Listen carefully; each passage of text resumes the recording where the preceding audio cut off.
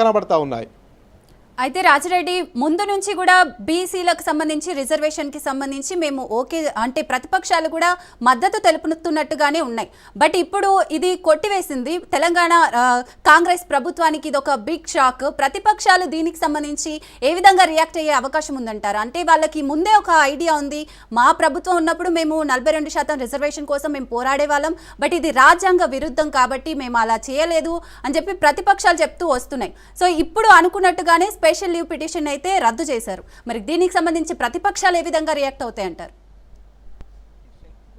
పోతేనే తీర్థం అవుతుంది, అదేవిధంగా చట్టం అవుతూనే అమలవుతుంది.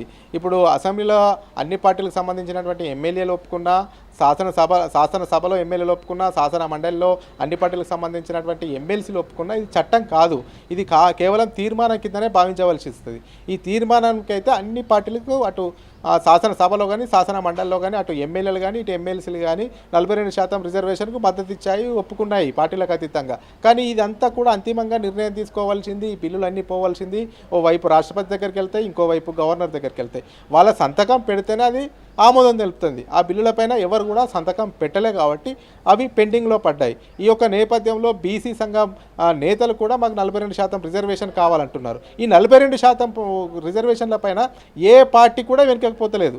కానీ ఇక్కడ వచ్చినటువంటి ఇబ్బంది ఏంటంటే, ఇక్కడ తలెత్తినటువంటి కారణం ఏంటి అంటే 42% రిజర్వేషన్ అనేది కూడా చట్ట విరుద్ధం, రాజ్యాంగ విరుద్ధం. ఎక్కడ కూడా 42% రిజర్వేషన్లు ఇవ్వాలనేది కూడా రాజ్యాంగంలో పొందుపరచలే. అంతేకాకుండా 42% రిజర్వేషన్లు అమలు చేయొద్దు అనేది కూడా రాజ్యాంగంలో పొందుపరచలేదు అనేది కూడా ప్రభుత్వం తరపున వాదనలు వినిపించిన లాయర్లు చెప్పినా కానీ ఎక్కడ కూడా 42% రిజర్వేషన్లు అనేది కేటాయించద్దు, అదేవిధంగా 50% రిజర్వేషన్లు దాటకూడదు అనేది కూడా సుప్రీంకోర్టు గైడ్లైన్స్ ఉన్నాయి. కాబట్టి ఈ యొక్క నేపథ్యంలోనే ఇక అంతిమంగా నిర్ణయం తీసుకోవాల్సింది చట్టమైన తర్వాతనే నిర్ణయం తీసుకుంటారు. కానీ చట్టం కాలేదు, కేవలం తీర్మానాలకు మాత్రమే పరిమితమైంది. బిల్లులు 2 పెండింగ్లో ఉన్నాయి. కాబట్టి ఇక దీన్ని ఆల్ పార్టీలకు సంబంధించినటువంటి నేతలు కూడా మొదటి నుంచి ప్రతిపక్ష పార్టీలో ఉన్నటువంటి అటు బీఆర్ఎస్ అయితేనేమి ఇటు బీజేపీ అయితేనేమి, బీఆర్ఎస్ కూడా చెప్తా ఉంది బీహార్లో ఇదే సిస్టమ్ చేశారు, జీవో తీసుకొచ్చారు, అక్కడే స్థానిక సంస్థల ఎన్నికలు జరగలేదు. మహారాష్ట్రలో కూడా ఇదే తరహా జీవో తీసుకొచ్చారు, చెల్లలేదు, అక్కడ స్థానిక సంస్థల ఎన్నికలు జరగలేదు. ఇప్పుడు తెలంగాణలో కూడా ఇదే తరహా జీవో తీసుకొస్తే ఇక్కడ కూడా ఎన్నికలు జరగవు అని కూడా మొదటి నుంచి బీఆర్ఎస్ చెప్పుకొస్తుంది. అదేవిధంగా బీజేపీ కూడా మహారాష్ట్రలో బీజేపీ గవర్నమెంటే ఉంది, కేంద్రంలో బీజేపీ గవర్నమెంటే ఉంది. కానీ అక్కడ కూడా 50%కి మించి రిజర్వేషన్లు మా ప్రభుత్వం కేంద్ర ప్రభుత్వం ఉన్న రాష్ట్రంలో బీజేపీ ఉన్న మహారాష్ట్రలో మేము ఇవ్వలేకపోతున్నాము. ఇదంతా కూడా చట్టానికి లోబడి నడుస్తుంది. చట్టం ఎవరికి చుట్టం కాదు. కానీ అనవసరంగా కాంగ్రెస్ హామీ ఇచ్చి కాంగ్రెస్ అమలు చేస్తామని చెప్పి ప్రతిపక్ష పార్టీలపైన బురద జల్లడం ఎంతవరకు సమంజసము?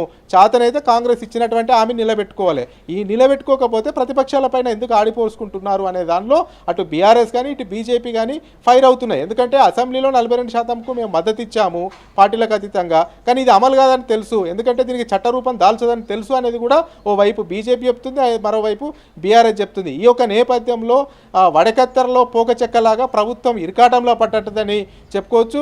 అయితే ముందు పోతే నొయ్యి వెనుకపోతే గొయ్యిలాగా ఇప్పుడు ఉన్నటువంటి ప్రభుత్వ పరిస్థితి అయితే మారింది. ఎందుకంటే ఓవైపు పార్టీ పరంగా ఇస్తామన్నా కానీ అడ్డంకులు ఎదురవుతాయి. ఎందుకంటే గతంలో జనరల్ అయినటువంటి స్థానాలు ఇప్పుడు జనరల్ అయినటువంటి స్థానాలను 17% మేర మళ్ళీ బీసీలకు ఇవ్వాల్సి వస్తుంది.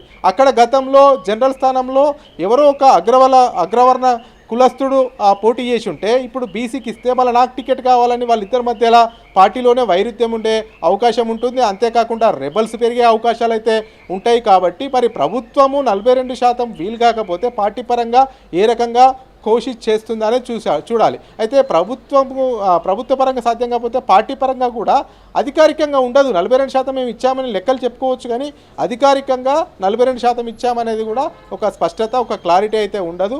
మిగతా పార్టీలకు సంబంధించినటువంటి నేతలు కూడా అటు బీజేపీ అయినా ఇటు బీఆర్ఎస్ అయినా ఒకటే చెప్తా ఉన్నాయి, చట్టం ప్రకారం పోవాలి, చట్టంలో లొసుగులు బాగా ఉన్నాయి. ఇదంతా జీవో తీసినప్పుడే మొదటి నుంచి మేము చెప్తున్నాము, ఇది చట్టరూపం దాల్చదు, ఇది కోర్టులో నిలవదు అని మొదటి నుంచి చెప్తున్నాము.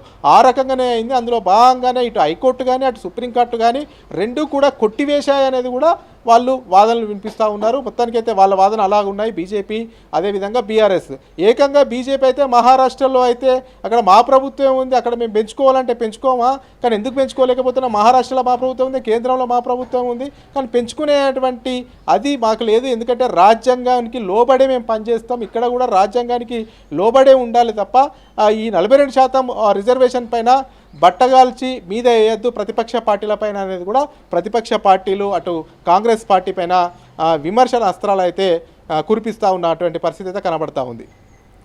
అయితే రాజిరెడ్డి మీరు అన్నట్టుగా ఇప్పుడు బీజేపీ ప్రభుత్వం ఉన్న ప్లేస్లలో ఈ రిజర్వేషన్ అమలు